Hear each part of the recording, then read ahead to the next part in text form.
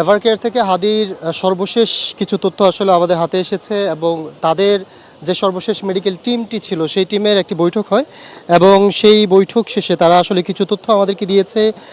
এই টিমের মধ্যে আসলে প্রায় ১৩ জনের মতো সদস্য চিকিৎসক এই টিমটিতে ছিলেন এবং তারা এই বৈঠক শেষে তাদের পক্ষ থেকে কিছু বিবৃতি দিয়েছেন, অর্থাৎ হাদির সর্বশেষ শারীরিক অবস্থা এবং তার যে ক্রিটিক্যাল পজিশন ছিল সেই চিকিৎসার জায়গা থেকে তারা আসলে যা চিন্তা করেছেন যে তার বর্তমান পরিস্থিতি কী, তেমন কিছু বিষয় নিয়ে তার একটি বিবৃতি আমাদেরকে দিয়েছেন। তার মধ্যে তারা প্রথম এক নম্বরে যে বিষয়টি উল্লেখ করেছেন সেটি হচ্ছে যে তার ব্রেনে মারাত্মক ক্ষতিগ্রস্ত হয়েছে, অর্থাৎ ব্রেন ক্ষতিগ্রস্ত হয়েছে। যেহেতু তারা বলেছেন অপারেশন সম্পূর্ণ হয়েছে, সে জায়গা থেকে ব্রেনের কিছু জায়গায় বেশ ভালোভাবে, অর্থাৎ প্রোটোকল যে পজিশনটা সেটি ড্যামেজ হয়েছে এবং সে জায়গা থেকে ব্রেনে ক্ষতিগ্রস্ত হয়েছে। তার ফুসফুসি ইনজুরি আছে এবং চেস্টে যে ড্রেন টিউব সেটিতে আসলে ব্লাডে কিছু সমস্যা হয়েছে এবং ফুসফুসিতে সংক্রমণ হয়েছে, এমন তথ্য আসলে তারা সেখানে উল্লেখ করেছে।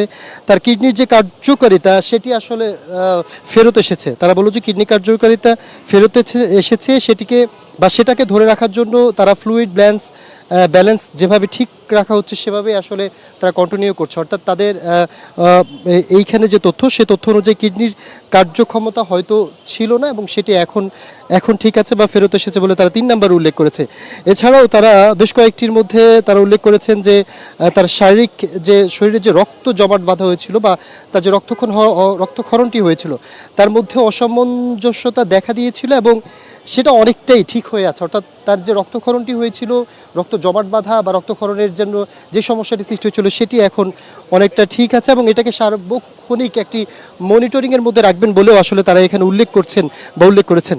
তার ব্রেন স্টেমে আসলে ইনজুরির কারণে ব্লাড প্রেশার এবং হার্টবিটে ওঠানামা এমন একটা তথ্য তারা বললেন যে ব্লাড প্রেশারের জন্য সাপোর্ট যেভাবে দেওয়া আছে সেটা সেভাবেই চলবে। যদি হার্ট রেট কমে যায় তাহলে সেই ক্ষেত্রে তার টিম সার্বক্ষণিক তার সাথে কাজ করবেন। যেহেতু তারা প্রথমে তারা উল্লেখ করেছেন যে তার ব্রেনে কিছু সমস্যা হয়েছে এবং সেই সমস্যাজনিত কারণের একটি কারণ তারা বলেছেন যে এই ক্ষেত্রে সার্বক্ষণিক তার এই বিষয়টি একটি টিম সেটি পর্যবেক্ষণ করবে এবং ঢাকা মেডিকেল কলেজের, অর্থাৎ ৬ নম্বরে তারা আরেকটি বিষয় বলেছেন যে ঢাকা মেডিকেল কলেজের one stop crisis centre, radiology, ICU এবং অ্যানেস্থেসিওলজি, সমস্ত নিউরোলজিস্ট, সমস্ত ডিসিপ্লিনের চিকিৎসকগণ এই হাদির বিষয়ে কাজ করছেন। মেডিকেল বোর্ড সবাইকে আন্তরিকভাবে ধন্যবাদ জানিয়েছে। এটি তাদের ৬ নম্বর বিষয় ছিল এবং তারা এখানে উল্লেখ করেছেন যে যেহেতু তিনি ঢাকা মেডিকেল থেকে এসেছেন, আমরা এই তথ্যটি গতকাল থেকে দিয়েছি এবং এখানে এসে ভর্তি হওয়ার পর থেকে ঢাকা মেডিকেল থেকে এখানে আসা এবং সার্বিকভাবে তার যত ধরনের, অর্থাৎ আইসিইউ থেকে শুরু করে রেডিওলজি, অ্যানেস্থেসিওলজি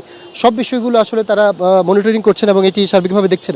বর্তমানে তার অবস্থা কি? বর্তমানে তার অবস্থা সম্পর্কে তারা ৭ নম্বর উল্লেখ করেছেন যে অত্যন্ত আশঙ্কাজনক, অর্থাৎ তার পরিস্থিতি এখনও আশঙ্কামুক্ত নন। ৮ নম্বর পয়েন্টে তারা বলেছেন মেডিকেল বোর্ড এই সামরিটা বা রুগীর ভাই বা আপনজন ব্যাখ্যা করে দিয়েছেন তারা চাইলে মিডিয়ার মাধ্যমে এটি আসলে প্রচার করতে পারে। এটি কিন্তু তারা ৮ নম্বরে উল্লেখ করেছেন। অর্থাৎ যেহেতু সারাক্ষণই আসলে হাদির বিষয় সম্পর্কে মানুষের জানার একটি প্রবণতা রয়েছে, সেই জায়গা থেকে তার বর্তমান অবস্থাটা কী, তার শারীরিক অবস্থাটা কী, যেহেতু তার মাথায় গুলি লেগেছে, সেই মাথায় গুলি লাগার পর থেকে তার ব্রেনের কী অবস্থা, মাথার কী অবস্থা, সেই বিষয়গুলো সম্পর্কে আসলে জানতে চাচ্ছিলেন। তো সেই জায়গা থেকে তারা এইখানে উল্লেখ করেছেন যে এই তথ্যটি আসলে মিডিয়া প্রচার করার যোগ্য, অর্থাৎ মিডিয়া প্রচার করতে পারবেন। তারা কিন্তু ৯ নম্বরে একটি বিষয় উল্লেখ করেছেন যে অযথা আসলে হাসপাতাল এড়িয়ে চলতে তারা বলেছেন। যেহেতু আসলে হাদি অ্যাক্সিডেন্ট হওয়ার পর থেকে তার এখানে রাজনৈতিক নেতৃবৃন্দ থেকে শুরু করে বিভিন্নতর মানুষ আসলে ক্ষণে ক্ষণে তাকে দেখতে আসছেন, সেই জায়গা থেকে হাসপাতালে অযথা ভিড় করা বা ভিড় না করার বিষয়ে তারা বলছেন। এবং ১০ নম্বরে একটি বিষয় বললেন যে তারা অনুরোধ করেছেন যে মেডিকেল বোর্ডের প্রতি আস্থা রাখতে, অর্থাৎ গতকাল থেকে যেটি হয়েছে যে আসলে হাদি কোথায় চিকিৎসা নেবেন, তার অবস্থা কি, এই বিষয়গুলো সম্পর্কে একটি তথ্য আসলে আদান প্রদান হচ্ছিল। সেই জায়গা থেকে মেডিকেল বোর্ড যে গঠিত হয়েছে সেই মেডিকেল বোর্ডের প্রতি আস্থা রাখার বিষয় কিন্তু ইতিমধ্যে তারা এখানে, অর্থাৎ ১০ নম্বর পয়েন্টে তারা বলেছেন মেডিকেল বোর্ডে যাতে আস্থা রাখা হয় এবং ১১ নম্বরে বলেছেন যে তাদের যেই মেডিকেল বোর্ড আছেন সেই বোর্ড সর্বোচ্চ পেশাদারিত্ব এবং আন্তরিকতার সহিত চিকিৎসা চালিয়ে যাবেন। তার শারীরিক অবস্থার উন্নতির জন্য মেডিকেল বোর্ড তার পারিবারিকের পক্ষ থেকে সবাইকে দোয়া করার জন্য বলেছেন। এটি ছিল আসলে তার ১১ নম্বর পয়েন্টে। এবং আমরা যেমনটি শুরুতেই বললাম যে তাদের আসলে বেলা দুপুরের সময় তাদের ২ রবিবার মেডিকেল বোর্ডের মিটিং হয় এবং সেই মিটিং পরবর্তী তাদের কোনো তথ্য তারা মিডিয়াতে দিবেন কিনা এই বিষয়ে আসলে একটি প্রশ্ন ছিল। এবং গতকাল রাত থেকে এখন পর্যন্ত হাদির পরিস্থিতি কি সেটি জানার একটি আগ্রহ মানুষের মাঝে ছিল। সেই জায়গা থেকে স্টার নিউজের কাছে আসে এই তথ্যটি বলছে যে প্রায় 13 জন সদস্যের যে মেডিকেল টিম গঠিত হয় এবং তাদের যে বৈঠকটি হয় সেই বৈঠকে স্পষ্টতরই তার ব্রেনের মারাত্মক ক্ষতি হয়েছে, এটি পয়েন্ট 1 নম্বরে রেখেছেন।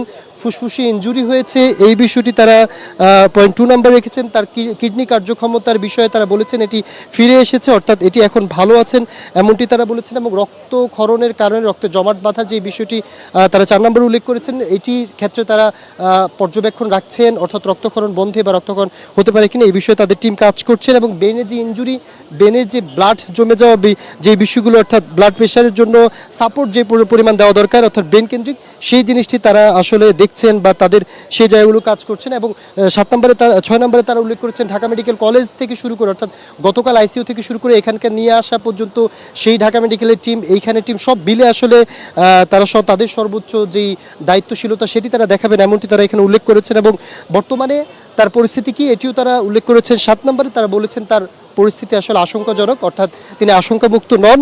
এবং সর্বশেষ তারা একটি বার্তা দিয়েছেন, দুইটি বার্তা দিয়েছেন। এর মধ্যে একটি হচ্ছে হাসপাতাল অঙ্গন আসলে পরিহার করা, অর্থাৎ রাজনৈতিক নেতৃবৃন্দ যেহেতু বারংবার আসেন সেই জায়গা থেকে মেডিকেলের জায়গাটি রেখে হাসপাতালে ভিড় না জমাতে তারা বলছেন। এবং তারা বলেছেন যে তাদের যে মেডিকেল টিম গঠন করা হয়েছে সেটির উপর আস্থা রাখার জন্য। এভারকেয়ার থেকে হাদির সর্বশেষ পরিস্থিতি ছিল এই, অর্থাৎ এটি আসলে কিছুক্ষণ আগে তারা আমাদেরকে জানিয়েছেন তার অবস্থা আসলে আশঙ্কাজনক। মেডিকেল টিম এই তথ্য মিডিয়াতে দেওয়ার অনুমতি তাদেরকে দিয়েছেন।